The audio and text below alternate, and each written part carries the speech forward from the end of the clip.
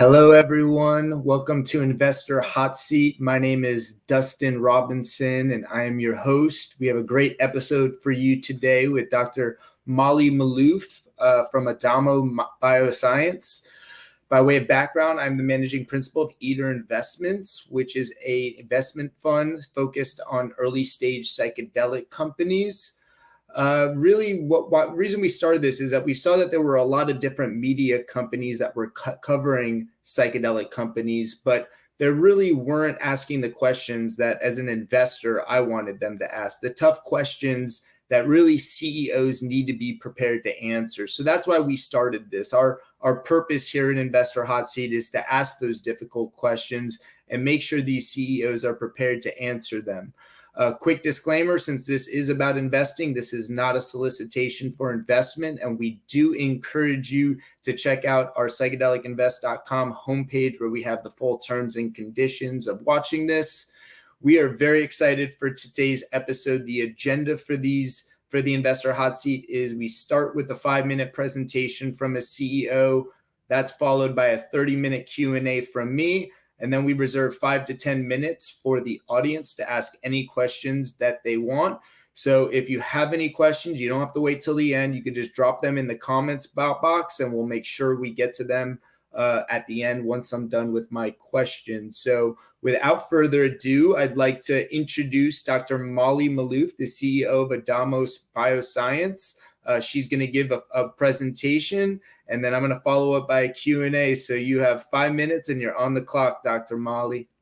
Awesome. Hi, so my name is Dr. Molly Maloof. Just to give you a little background about me, I started my medical practice about 10 years ago, and I was really focused on optimizing health, not just fixing sickness, but trying to understand how do you measure and amplify health. And one of the things that I discovered in my process of learning was that health is the ability to adapt and self-manage in the face of adversity.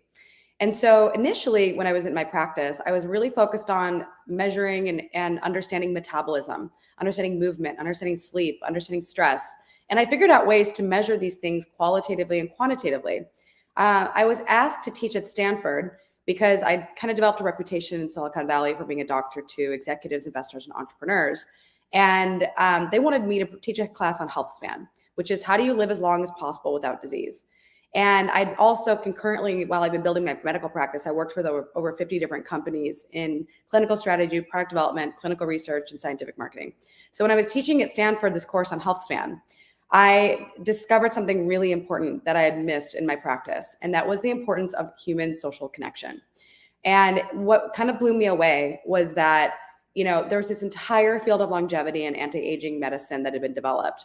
And yet probably if you actually were to look at the numbers, the real things that really get people are metabolic diseases. And turns out that social disconnection contributes to a whole host of problems.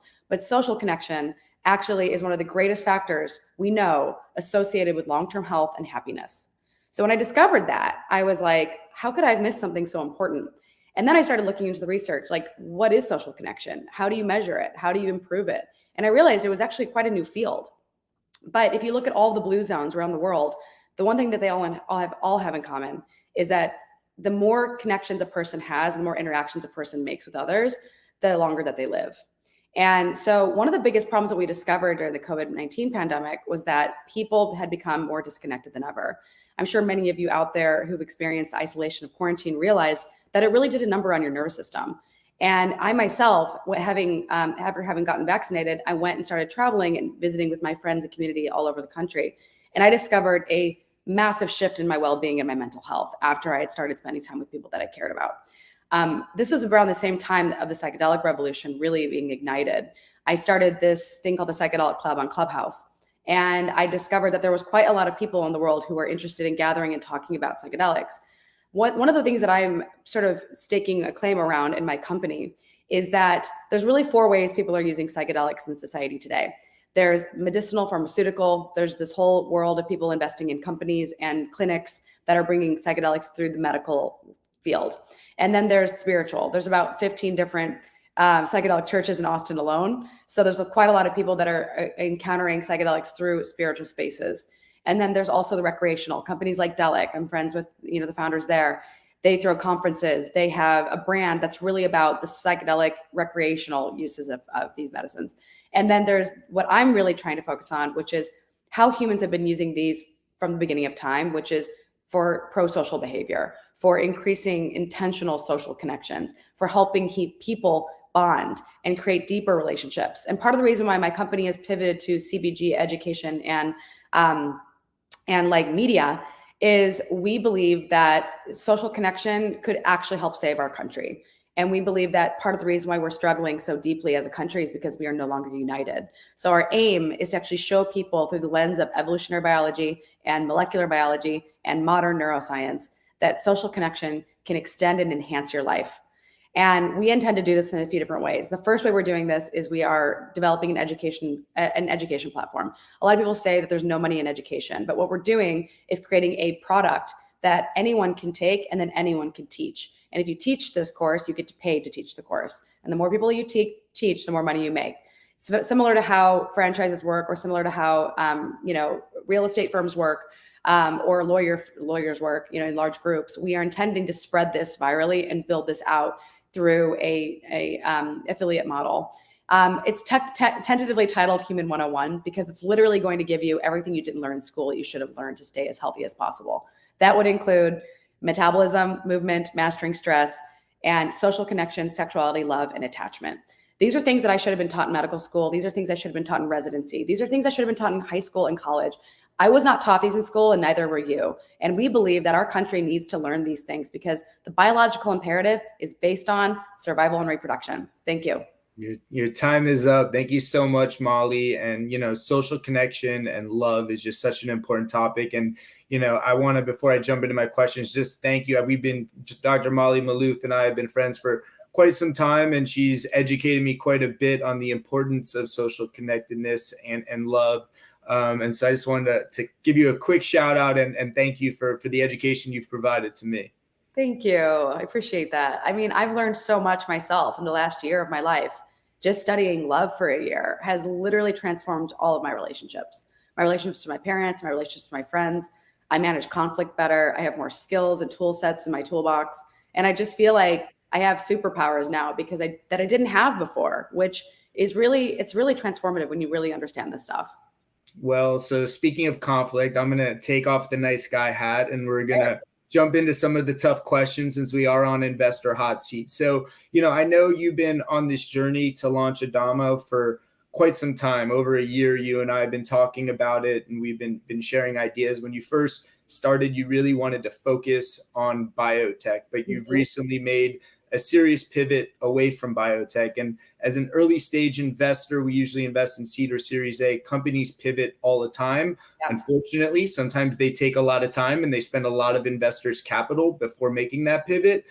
You managed to pivot relatively early in the maturation of the company. So I want to understand a little better what really inspired you to make this pivot away from biotech. There's a few things that inspired me. The big one was I'd spent some time, and this is going to sound a little crazy, but I spent some time in the last year on my time off going to places like Hawaii and swimming with coral, and seeing the bleached coral was pretty shocking. But then I went to Antarctica and it was the hottest day in recorded history, 70 degrees. And I was there for that. And when you witness a part of the world that is supposed to be cold and it's hot, it kind of lights a fire under your butt, literally and figuratively, to move faster. And one of the things that I realized about the path that I was on was that even though we have a working drug, and even though we have a drug with very few side effects, building an upgraded version of MDMA may not be the best use of our time and resources when MDMA is right around the corner of getting approved. And our drug would take probably 10 years and $500 million minimum to get approved. And being a combination drug, is going to be a particularly challenging approval process because the FDA doesn't like combination drugs. But the FDA doesn't really pay attention to combination supplements. And so all of the ingredients that we're working on for the supplement we're using to be essentially an entry-level MDMA-like experience for people, for consumers, all of our ingredients are considered generally recognized as safe. And so it's the combination of these ingredients that creates the effect. Now, we're not intending it to be as crazy of an experience as MDMA is, but we can because I have spent over a year in understanding the neurobiology of entactogens, it's actually possible to reproduce some of the experience of MDMA using nutraceuticals. So it's going to be a fraction of the cost to launch a new supplement. It's about $1 million. And I have some great, I mean, I actually launched a supplement line during the pandemic for only $30,000 with a team. So it's definitely doable and far more affordable to launch a nutraceutical. And we believe that, we can develop psychedelic protocols that we can license to different pharmaceutical companies. And really our aim is to be sort of the leading company around social connection in all its forms. And we really believe that enhancing social connection is going to actually have many downstream effects on not only mental health, but also physical health. So we're working with Harvard right now to write a white paper on how social connection enhances physical health and longevity and mental health. And then we're also working with Princeton on developing new measures for social connection. So we really have a science-first approach, but we're building a consumer brand. And the aim is to give people a brand that they can trust because it's grounded in good science, but also a brand that is very relatable. And we're actually going to rebrand it, probably not Adamo Bioscience, but we're going to give it a new name very quickly.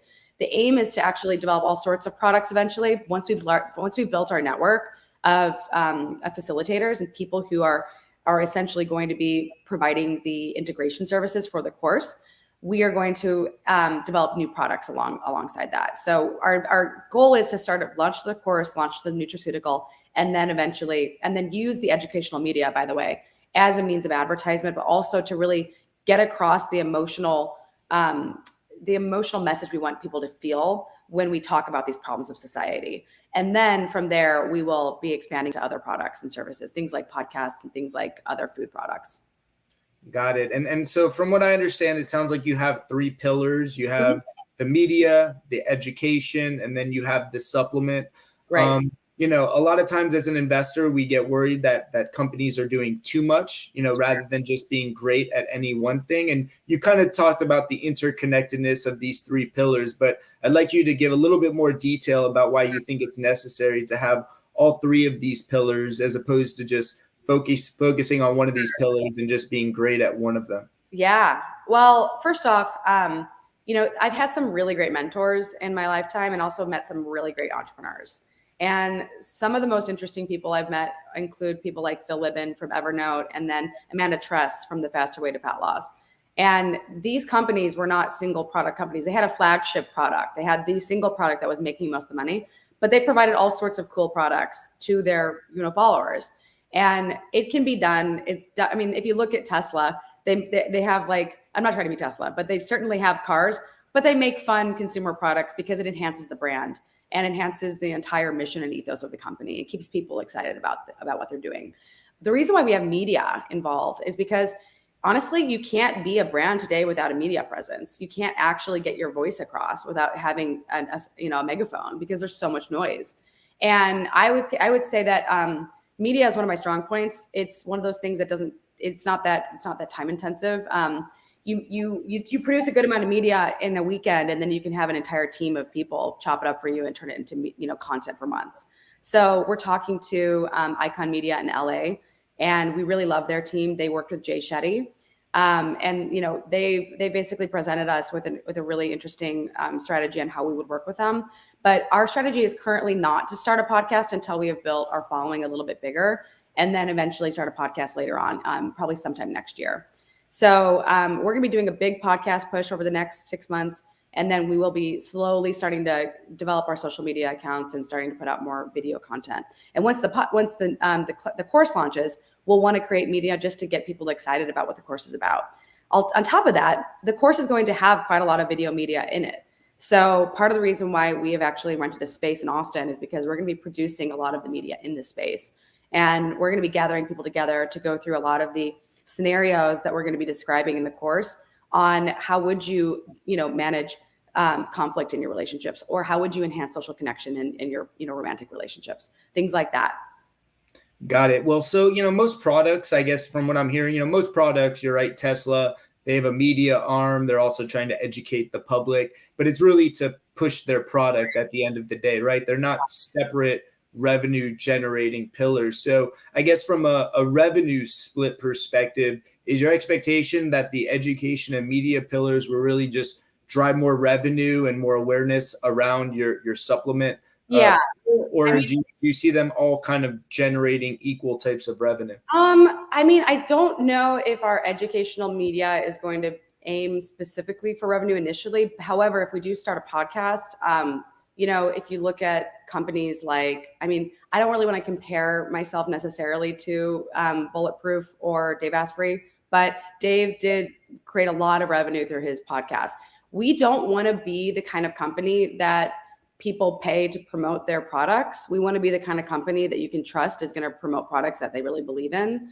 So our aim for our educational media is to really promote the brand and the message of the company and to get people signed into the brand and the products that we're selling. It's really to be we believe that, frankly, a lot of people are deficient in sufficient education to be a healthy human. And that's a real shame. And as a country, we're experiencing so many diseases of despair, so many conditions of social injury that could be deeply prevented if people understood the ramifications of their actions towards others. And I actually think that this is we're in a state as a country where we are literally. I mean, if you've read Ray Dalio's book, lack of unification has major consequences for our country. So if we don't start learning about these topics, we may not have a country in the next 50 years. And that's scary to think about. So the way I'm thinking about this is we don't have a choice but to put a megaphone out there. We would be doing people a disservice by just trying, and also our investors a disservice by trying to sell this course, frankly, on its own. You have to promote what you're selling. That is literally the game of a brand today. And if we were going through doctors' offices, we'd be marketing doctors' offices, but that's not really our strategy today. We may consider our supplement sold in physicians' offices or even therapists' offices, but as we are trying to make it as available to people as possible, it's largely going to be aimed toward consumers. So the first social connection tool will be the MDMA alternative, and then we anticipate doing supplements for sexuality, supplements for energy, fertility, and eventually other facets of energy production. Got it. And I want to spend some time on each of those pillars, and you've gone through a little bit of each pillar, but let's focus more on the education pillar first. So Sure.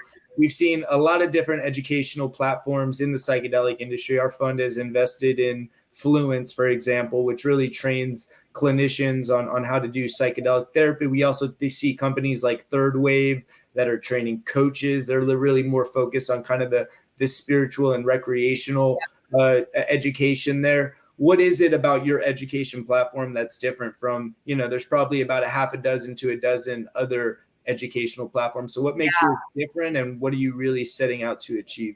So the way I see it today, there's this thing called, for example, the Institute of Functional Medicine or the Institute of Integrative Medicine, or there was even, psychedelic support or Fluence or Third Wave. And a lot of these companies, I'd say besides Third Wave, well, actually most of these companies, they really aim to train coaches. They really aim to train facilitators and doctors. We want to make the average person confident enough to teach a course themselves. We want to actually create a movement where people can say, hey, I can get a job teaching people how to be human. And so we really want to be a consumer brand. We want to go directly to consumers. We want to be a mass market platform. And we want to train people who really want to learn how to be healthier people from the lens of biology. So turns out that your metabolism and your energy production and your social relationships are probably the biggest levers for longevity that you have, because the biological imperative is to survive through finding energy and gathering and storing energy resources, and also reproducing. Whether you have kids or not, you have a reproductive drive, you have a sex drive, you have literally this motivational force that drives people together to create proximity, which is called love. And that proximity is where we exchange information and resources, but also proximity enhances the chances of reproduction. And then we create attachment, because attachment is actually a survival adaptation of humanity. And when attachment gets disturbed, we actually see all sorts of mental health dysfunction downstream. So what we're aiming to do is say, look, there are a lot of companies that are going to try to treat addiction. They're going to try to treat depression. They're going to try to treat all of these conditions of despair through drugs. But honestly, the real way you fix these problems is you actually figure out why they are solved, like why are they caused in the first place? Largely depression, in my opinion, and addiction. If you look at most people who experience depression and addiction, they often have a history of trauma. They often have a major life change, major status loss of a job, loss of a relationship. They often, I mean, these are major threats to their core survival and core like reproductive drives, right? When you lose a partner, it literally threatens this core part of your programming. And so what we do is we say, we're looking at biology differently than the healthcare system. We're looking at biology from the lens of biology and evolutionary biology to begin with. And we think that people can learn this. Like, we don't think that you have to be a doctor to learn this information. We believe that anybody can learn this information. And that if you learn this, you're going to basically be a Jedi, because you're going to have the skills and the tools that most people don't have, because most people weren't taught them. And then you can go off into your community and you can be a connector in your community, and you can actually bring people together, and you can help transform your community to be a stronger and tight-knit group. And we believe that this is going to be a pathway to help heal our country. The way I'm kind of seeing it is like, a lot of people think that you need to be a doctor or a nurse or a therapist to heal. And I just patently disagree with this. I think that most people get a lot of their support from their communities. They get a lot of support from their families. The problem is that most people aren't fully resourced when it comes to this knowledge. So we want to take all of this complexity from science, boil it down into some really simple, actionable tactics, and give people a path where they can make more money too. So we'll probably naturally attract people who are in the coaching industry. I mean, we'll probably naturally attract people who have an interest in health, but our goal is to get people to propagate this as a tool that they can bring to their communities, and they can have these resources that they can share with others. And then also be a part of a community, be a part of a bigger movement towards health. Got it. And so, social connectedness and love, it's a broad demographic. I think we could all use this in our lives, but, we find that with education in particular, it's really good to understand who your target audience is. It doesn't sound like you're looking to target necessarily therapists or doctors. Do you have any sort of gauge, whether male, female, couples, single, age? Definitely male and female for sure. This is like, if we were to only treat females or only treat males, we'd actually be causing a major imbalance in what people know in society, unfortunately. And there's already a problem there. Second of all, we really think that the best age group for this is going to be 20s to 40s. Preferably people who are thinking about having families and actually want to have relationships, but are maybe, maybe don't have the knowledge or the skills there, or maybe they're thinking about their future. They're thinking about what do they want for their lives. Because a lot of what this is like a human 101. It's like a human 101 course. There's also quite a lot of money it turns out, in the field of parents. So there's a lot of parents who want their kids to be properly educated and properly aware of how to be a healthy adult. So we do think that there's possibility of even targeting parents potentially. I mean, our brand is going to be a little edgy, right? Because we are going to be talking about psychedelics. So we need to toe a healthy line between what are we going to be promoting and what are we going to be not promoting, because we definitely don't want to, offend people. But we think that people are essentially using psychedelics, whether they're legal or not. And so we believe that we should be someone educating the world on how to use them intentionally. But they're not the only tool in the toolbox that we're going to be recommending. In fact, they're not the first tool we would recommend. I mean, I've been to psychedelic events where even before we even took a psychedelic, everybody started feeling like they were high just on social connection. Like, we want people to know that that's possible, that you can be completely sober. And when you're deeply connected to others, you are literally like, you can actually activate the same neurotransmitters as what you get when you take MDMA, which is pretty fucking cool. So, we do see it being a younger age group. And we definitely don't anticipate this being a super expensive program, ideally. Like, the goal is this is actually going to be affordable for people. And if it's affordable, it's more scalable. And if it's more scalable, then we can get more people onboarded. Got it. And so obviously you have a lot of knowledge in your head on this particular topic, but education is all about content, right? Putting it in a format that makes sense. So where are you actually at with building the actual curriculum and the content? And do you expect that this is something that would be delivered in person, virtual? What does the format look like? So it's likely going to be a virtual learning platform with online or in-person integration groups, depending on the community, depending on how many people are signed up in a community. Obviously, most people are getting their education online today. So if we can get people to meet in person, we do really want to encourage people to form groups in their communities, because nothing replaces in-person connection. But it might take a little while for us to get to that point. And then, and so initially it's going to be an online platform. We're actually looking at maybe 4 to 5 different education platforms to either work with and or build like white label some code and build it on our own WordPress platform.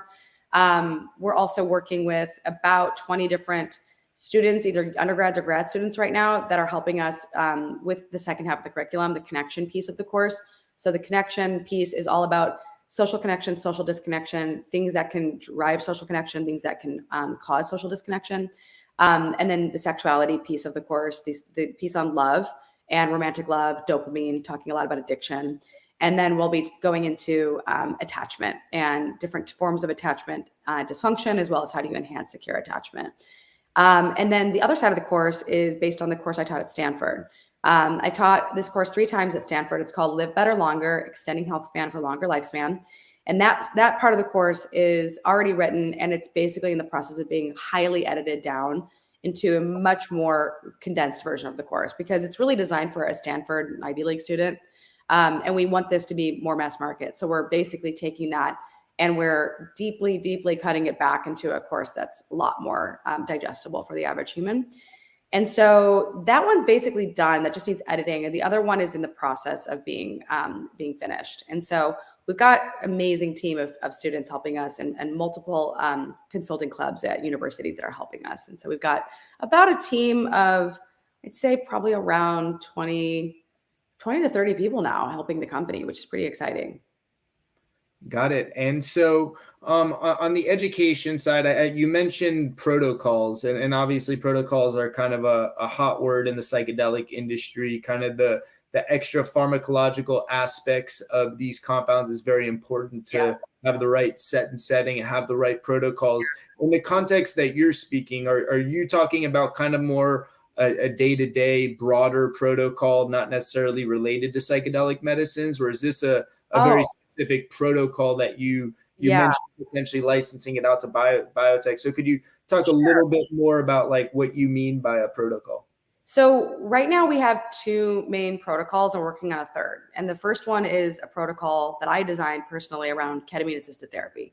And it's essentially like a individualized protocol that's designed for, a person that's going through sublingual ketamine therapy.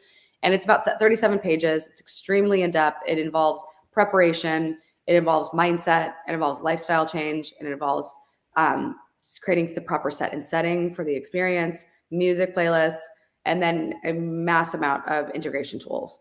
And it's really thorough. And what we're doing now is we're developing a second protocol for romantic relationships. So a protocol that can be used for 2 individuals to basically deepen their secure attachment between themselves. So it's designed for committed relationships, particularly. The third protocol we're working on is a protocol for groups. And it's essentially a protocol for increasing pro-social connections between groups to help people feel more bonded to a community and to be more intentional about how people are using psychedelics in community. Because I think a lot of people are pretty haphazard, at least the way I've seen it. A lot of people are just like randomly going out to parties and concerts and just popping, different mushroom pills and chewing on mushrooms. And it's kind of it's just like a recreational endeavor. But what we're really wanting to help train people around is how can you use psychedelics very intentionally to connect with your friends and family in a deeper way, and to create a more secure relationship between your community so that you can have better outcomes in all of your relationships. So these are different contexts, these are different relationships. And so there's a relationship you have with yourself, there's a relationship you have with your partner, and there's a relationship you have with the community around you. And we believe that psychedelics for social connection and for pro-social behavior and for even enhancement of human attachment can be actually used for longevity enhancement. Got it. And so I have a lot more questions about the education pillar, but we only have so many times. So I want to move to the next pillar, which is your media side. So you've built a tremendous following on Clubhouse. For those of you that don't follow her on Clubhouse, you definitely should check it out. Lots of really good content. So I assume the audience that you're looking to target for your media platform would be similar to your educational platform. Yeah, I mean, when I think about really inspiring media today, I think about people like Jay Shetty, who's got the #1 podcast on iTunes for health. And what I like about his content is he's aiming to literally give you an emotional connection to a real world problem that is affecting people, right? Like the way that people treat one another and in negative ways has real consequences on people's psychology. And so what we want to do is like take some of these scenarios that we're describing in our course and really use these scenarios to show people why they may benefit from taking a course that's essentially a human 101 training. Like, why would you want to take a course like this? Like, have you ever experienced a conflict in this way? Like, for example, I discovered this type of therapy called imago therapy by Harville Hendricks and his wife.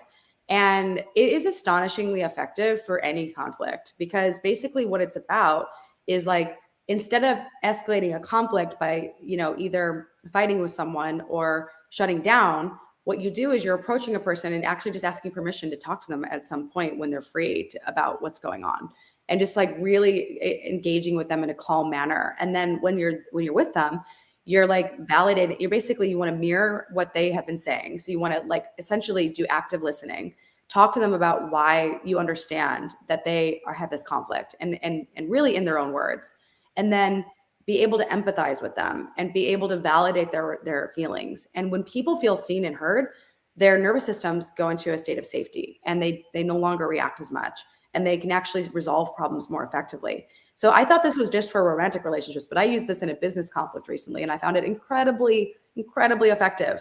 So we want to show people that these simple tools and these simple strategies for resolving conflicts and actually optimizing your relationships can just really make your life better and make your relationships better. And the quality of your relationships determines the quality of your life. And what a lot of people don't realize is that you basically have this thing called an allostatic load burden. Your burden of stress on your body literally drains your energy capacity on a cellular level. So when you experience significant psychosocial stress, you basically drain your batteries. And when you drain your batteries, you do not have the kind of energy left over to do the things that you need to do. Anybody who's had a very rough day or had a very large conflict with someone knows that it ruins your day, right? Like when you get emotional about something, your whole day just gets thrown out the window. And that does not have to be our lives. If we have better skills and tools that, frankly, I've been to therapists before. No, never once has a therapist sat down with me and explained to me, like, here is a specific strategy you can use for this kind of thing. Like, mostly they just sit and listen to you talk. And what we're aiming to do is say, look, like, there are literally books and books and books written about all these things. Nobody has time to read these books. So we're going to simplify them for you. We're going to take out everything that's really actionable, and we're going to boil it down in a way that you can understand. We're going to show you scenarios of how you can use it. And over time, you're going to meet with these groups of people, and you're going to be able to share what you've learned with people around you. But the purpose of the media is we're going to go out and we're going to interview these people that wrote these books. We're going to take these scientists, these therapists, these doctors, these researchers. We're going to bring them onto our platform, and we're going to actually talk to them directly about what they created and how they got to that place.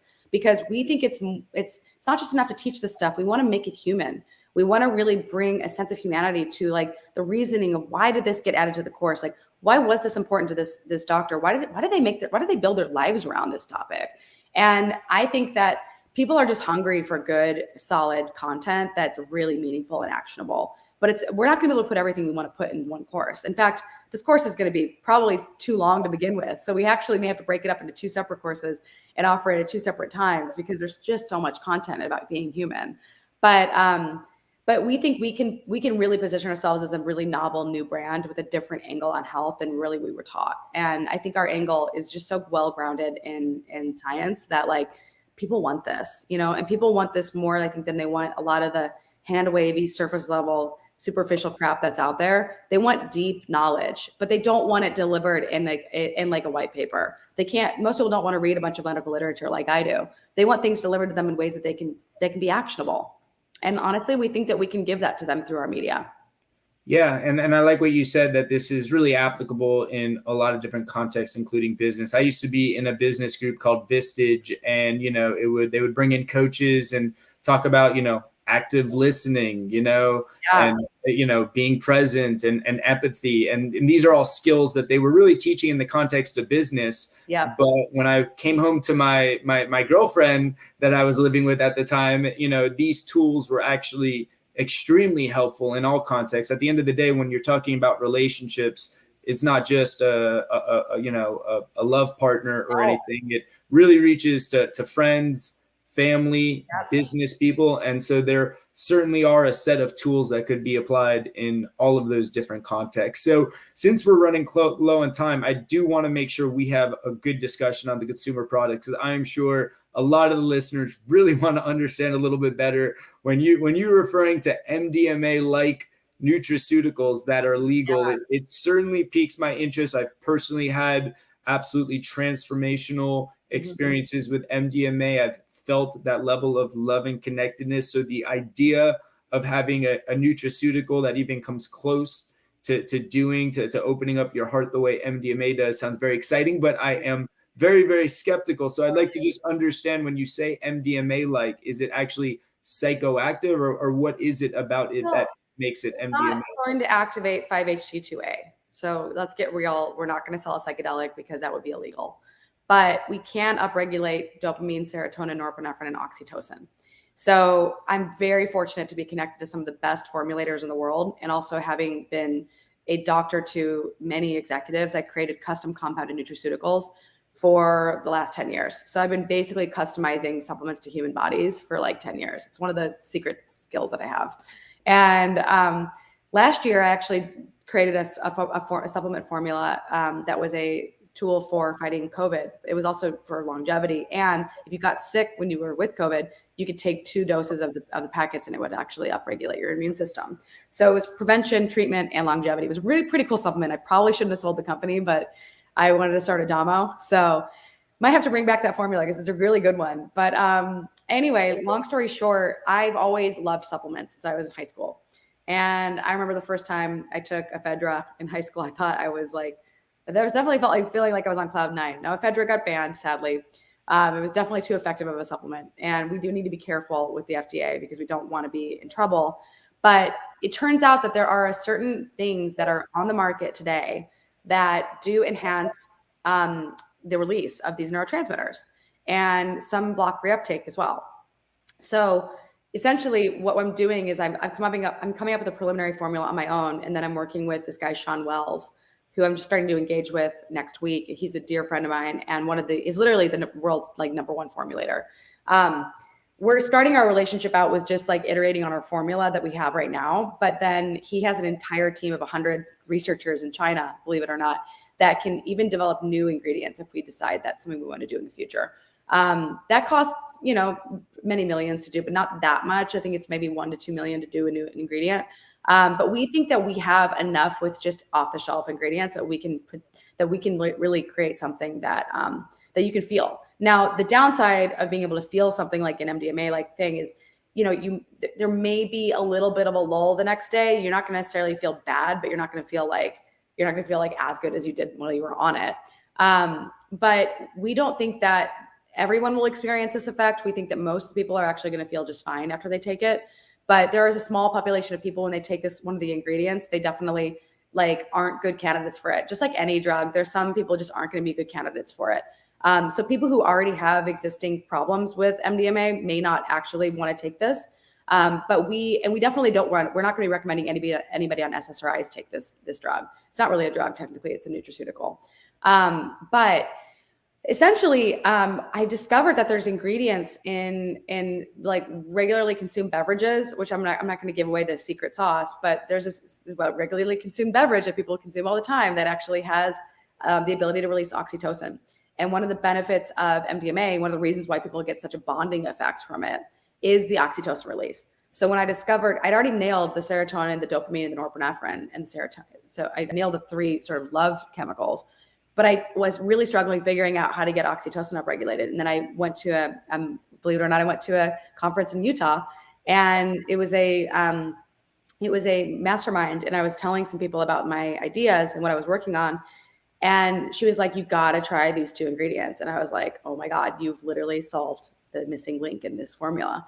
So sometimes it just things just come to you because you're just putting the energy out there. And we really believe that this is not going to be like a daily supplement you take. We're not going to sell it and recommend it's taken every day.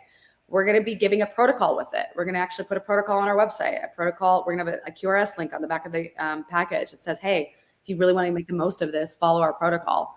And ideally what we want to do is reach an audience of people who are maybe too afraid to take MDMA, but are really curious.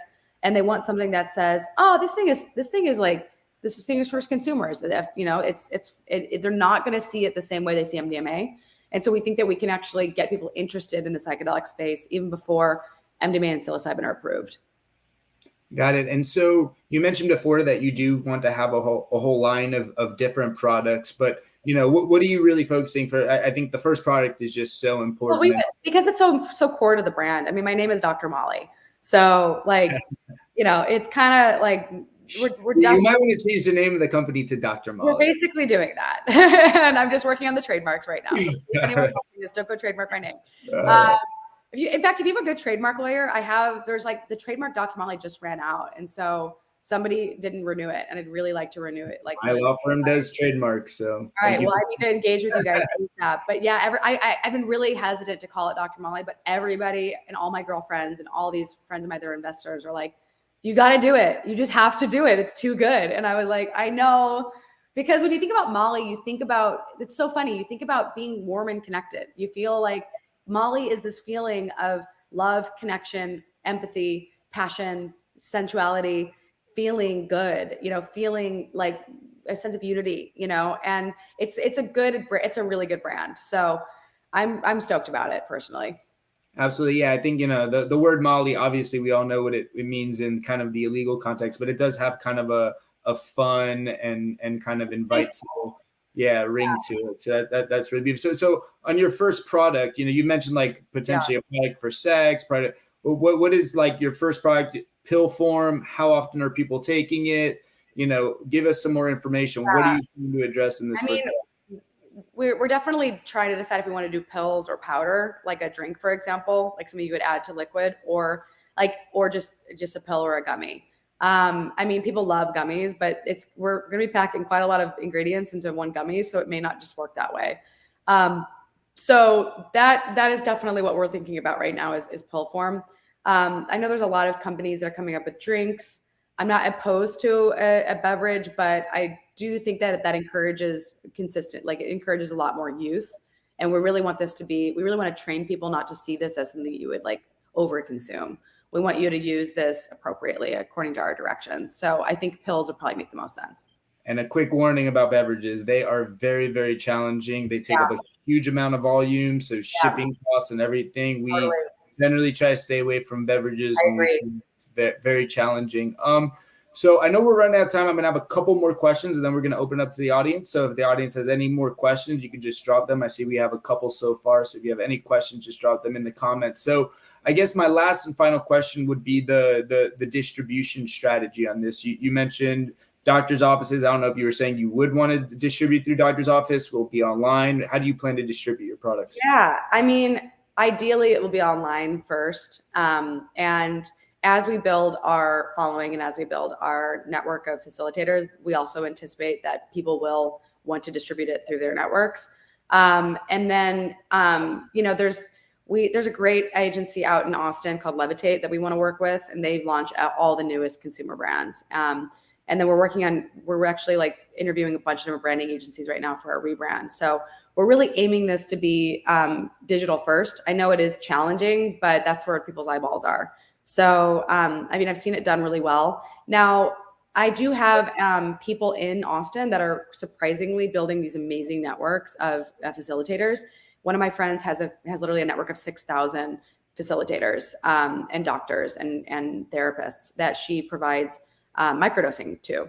So we are definitely looking at a lot of what's called co-opetition, where we work alongside other brands and we help, you know, we basically want to help everybody in the space around us. We want to really give everyone around us a chance to succeed. And we also want to have other people help us. So we're tapping into other friends of ours networks. We'll do a lot of co-promotion through a lot of other brands that we're friends with. So, you know, brand partnerships is really my forte. I have a book coming out next year. And part of the way that I'm actually promoting the book is I'm promoting it through all these podcasts and all these other brands that I work with. And I've got hundreds of brands that I'm friends with. So the goal is to really do a lot of co-promotion through other companies, do a lot of our own personal ad buying, develop our own advertisements that are based on the sort of educational media that we aim to promote, that we aim to really like push out, and then through our course. So many different channels. Awesome. Well, I have a lot more questions, but I want to make sure we have a couple minutes just to take some of the audience questions. So you've made it through my part of the hot seat. We'll see what kind of questions the audience has. So first question is from D. It is, what are the greatest challenges you see for society to accept psychedelics as more than recreational? What about the FDA? Yeah, I mean, I think that psychedelics, frankly, have been really since the beginning of time used for human connection. They've been used in a ritualized context. They were used actually in pagan polytheistic religions, and they were commandeered by monotheistic religions. And then the psychedelics were taken out and the rituals remained. So these, believe it or not, are baked into our history. And I think what we need to do is just remind people that these are not new. We actually co-evolved with these.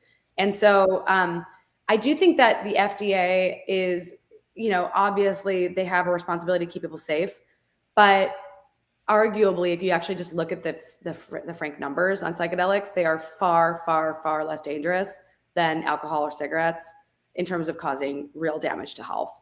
They're far more dangerous than cocaine and heroin. They're far more dangerous than fentanyl and OxyContin and a lot of these frankly, prescription opioids that have killed more people than all wars that we have fought. All Americans that have died in all wars, more of them were killed by opioids. So the way I see it is a lot of people don't trust the FDA anymore. A lot of people have lost trust in the government. They've lost trust in the healthcare system. They've felt duped during this pandemic. And I think people are searching for answers outside of the healthcare system today. And arguably what I'm seeing is Austin is a epicenter of culture right now, as well as LA and Miami.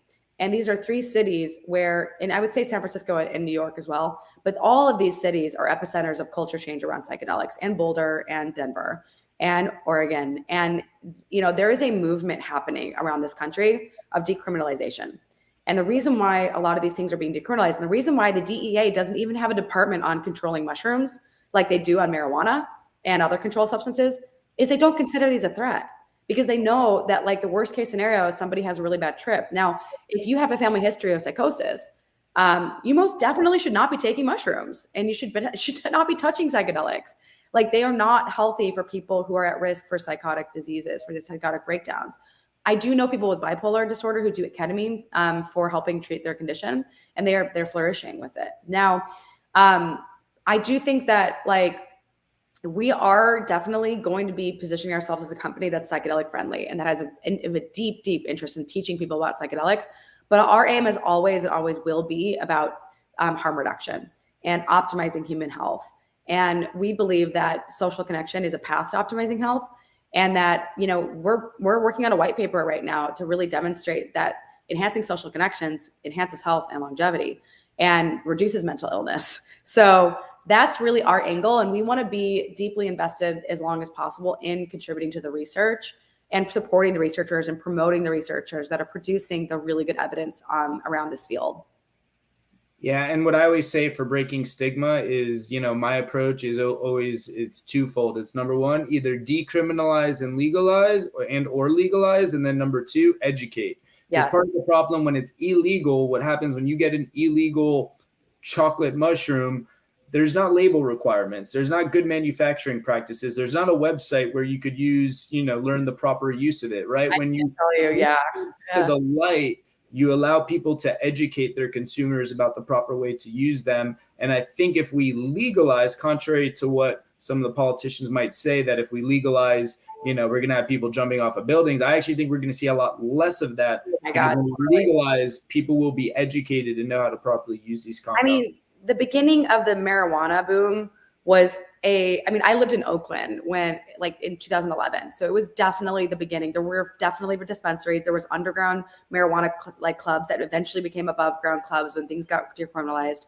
And I was there for all of it. And I saw how people were producing products that had variable dosing, and people were getting accidentally way too high on marijuana. And it was a big problem. Now, the quality and the consistency of the products that exist are so much different. 10 years later, it is a different world. Like, the products are just consistent.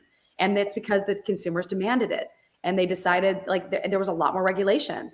And arguably there's going to be, I don't think it's I don't think it's definitive, but I would say my gut tells me that we will see in our lifetime mushrooms decriminalized and regulated as consumer products. And there are companies that I am friends with that are making millions of dollars a month on selling underground mushrooms. It is astonishing what is happening. This is such a big industry that it's only going to eventually have pressure to decriminalize, and just like marijuana. Now, it's going to take some concerted effort on policy making. Like we actually need to get a lobbying group together, but it doesn't seem like anyone in the psychedelic space really wants to do any lobbying, which is a big shame because we're not actually going to see the change we need to see without policy changes. So I'm hoping that we can galvanize a group of people, of investors and company CEOs to really come together and just go to DC and just like go to Capitol Hill. I've lobbied before. I lobbied for healthcare reform when I was in medical school. It's not fun, but it needs to be done. We actually need to go to different state governments. I actually am talking to a group of people in Texas, and we need to go to the Texas Capitol, and we need to really start talking to these lawmakers because we're doing more harm than good by making these things underground. Absolutely. Couldn't agree more. All right, down to the next question, 420 RX, and this is a bit of a hot question. I highly respect psychedelics. Is there a foundation outside of what feels like MLM? So I think she's referring to multi-level marketing, and it does kind of have some negative connotation. There's definitely no multi-level in this marketing platform. There's not going to be one person recruiting another person and making money off that person they recruit. If you recruit other people to the platform, that other person can make money, but that person who recruited them is not going to get a kickback. So it's single level. It's affiliate marketing. So affiliate marketing is widely respected, highly profitable, extraordinarily effective, and frankly, anyone who has ever worked with Compass Real Estate has worked with a multi-level marketing company. So it's funny that people like we don't consider this to be a multi-level; it's single level, and we really aim for it to be like, hey, if you really like this and you want to teach this, you can make money, but you're not going to make more money by recruiting someone else to come to the platform. It's really aimed to be like, if you want to be a part of this mission, like we will encourage you because if you're going to teach, you should be paid to be a teacher. But I also have seen, law firms, for example, where there's one person who owns a law firm and they have a bunch of people who work under them, and they do get revenue from all the people that work for them. So like, it's really effective marketing, but it's not the same thing as multi-level. Multi-level marketing is like Herbalife or Prove It. And these are companies that have, if you recruit someone, then you make more money. And if they recruit someone, that you make more money. And it ends up being a pyramid scheme. We are not designed that way. Although we do believe that you can make money off of network marketing. It's just not the same as multi-level marketing. Yeah, and just to be clear, multi-level marketing, I know it has negative connotation. There are ways that it's actually a highly regulated space. They've extraordinarily regulated. Yeah, so they put regulations around multi-level marketing, and we've represented multi-level marketing companies. And when done correctly, there's really not really a negative or even ethical or legal issue around multi-level marketing. But there are a lot of multi-level marketing firms that don't play within the right rules, and obviously those are the bad actors. So on to the next question. So next one is from John L. I'm finishing my psych NP and I've been interested in nutraceuticals for some time. What molecules are you looking at? I'm assuming you might have to say this is the secret sauce and it's confidential, but eventually we'll find out when we actually launch it. But let's say that there's a lot of herbs and nootropics. So it's a mixture of herbs and nootropics that can enhance health.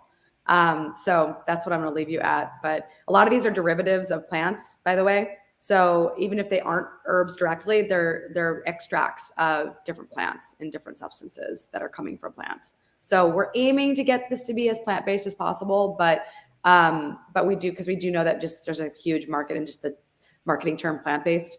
But I do have, I am definitely all over the internet talking about nootropics because I've been a part of the biohacking community for like a long time. I'm writing a book on biohacking for women. So nootropics are definitely one of my fortes, but I'm partial to plant-based. I've always had more of a plant-based bent to my practice. It was really interesting. I don't think I properly explained part of the reason why I decided to leave the pharmaceutical realm. But for any investors listening, when you get involved with pharma, you're basically working with the mafia. And so I learned that after a year of working with people in the pharmaceutical industry, that I didn't like the people that I was working with. And I was like, I'm going to be basically living this life for the next 10 years. And if I don't enjoy the people that I work with, then I'm not going to really enjoy my life. So part of the reason why I did make the shift was just like the time horizon of bringing a drug to market is way too long. And I would basically be spending my life fundraising, which I actually love fundraising, but it's not how I want to expend my existence. And the other part of it was pharma is not fun. Like it's just it's not an enjoyable environment to work in. Like you have to be really made for it. And personally, it's the supplement space, having been to pharma conferences and been to supplement conferences are just a joy to attend. People are so nice. They are good people. They're solid people. Pharma conferences are pretty hit or miss. Like you're not really sure you really want to be around these people or talk to them. So that's just my recommendation for anyone investing out there. I'm not saying you shouldn't invest in pharma. I definitely hold stock in pharma companies, but it is not a friendly world. Absolutely. We got another question from Becky Meadows. Do you plan on creating a human 2.0? I think its initial growth is so important, but I wonder how you plan to connect with the audience on a long-term basis. Oh my God, for sure. So like even the Human 101 metabolism course is like the baseline of health, right? But it is not a lot of the stuff that I know. Like it is it covers a ton of topics, but there are still so many other topics that I would love to cover that I think people should get to have access to, that you shouldn't have to go to a doctor to get this knowledge. So I want to cover all sorts of things like hormones optimization, thyroid optimization, detox. And people think detoxification is crap, but actually it's very effective in helping you optimize your health. So I want to do definitely a next level for health optimization and things that you would maybe go to a functional doctor for, but you could get, you basically do it yourself. A lot of people do it themselves anyway. And then the second piece would be, like I do think that the human, like purpose and meaning is something that I've really, really invested in for like a very long time. And I don't think I would be where I am today if I hadn't spent an enormous amount of time in my 20s asking myself, who am I, where am I going, and why? I've attended various events, conferences, workshops, taught at Esalen Institute, which is basically the birthplace of the human potential movement. So I'm really obsessed with how people tell the narrative story of their life with human mythology, with, like how do you tell, like how does your life fit within the monomyth of Joseph Campbell? So I think there's so much that we can do to not only just optimize human energy and optimize human relationships, but help people apply their knowledge to creating a deeper sense of purpose in their lives. Whether that purpose is raising a family, whether that purpose is building a company, whether that purpose is being an artist. Like I really want to help people. I think meaning and purpose are really deficient today. And that's why a lot of people are unhappy and are leaving their corporate jobs, is they don't feel connected to something greater than themselves. So what we aim to do with this platform is in a lot of ways be like a secular alternative to what religion used to offer, which was community, connection, meaning, and do it through the lens of science. But we're definitely not a cult, so don't call me that. But I do think that people are looking for places that can offer some of the benefits that they got from their communities and from their churches growing up, but without the indoctrination, without the sense of having to, like, one of the things that really always got me about Landmark Forum is like people were basically forced to recruit others to the forum. Like we will not have any very intense recruitment practices at all. We will have such a great product that people will be like, I want to spread this. This is so good. Like this changed my life. I want other people to know that my life was changed by this. That's the best kind of marketing you can make. And so I really, really want to be the kind of platform that offers people a place they can go and like really flourish. And human flourishing has been like, science of human flourishing has been my career. So it's really quite fun to be able to turn it into a whole platform. Awesome. Well, we're at the top of the hour, so we're going to take the last question. We're going to answer it quickly. Is this available outside the USA? I assume he's referring to the products. Will you be distributing them outside the USA? I mean, I sure hope so. I mean, I know that I get certain supplements from Norway and they have to be shipped DHL. And my friend who's selling them is like finding it very challenging to get them out to, I mean, I know it can be a bit of a pain to get them to other countries, but I mean, certainly Canada we'll aim for. We'll definitely be rolling out in America first, but then we'll try to roll out to other countries.